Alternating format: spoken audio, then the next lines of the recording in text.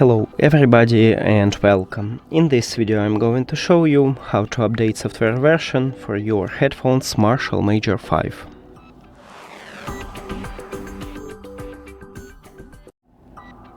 You have to start by open Marshall Major application, and if you add your headphones to the application you will see the same menu as I have. And right here it already tells us that we have update, so you need to click on it.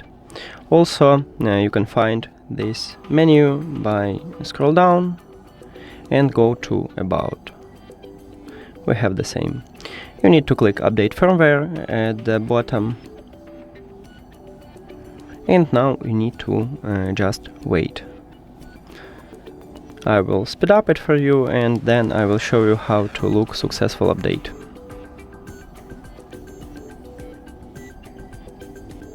And that's it. Just install it, these headphones, restart it, and then it change to your firmware up to date. So that's it. Thank you for watching this video. If you found it helpful, please consider subscribing to the channel and leave the like on the video. See you later.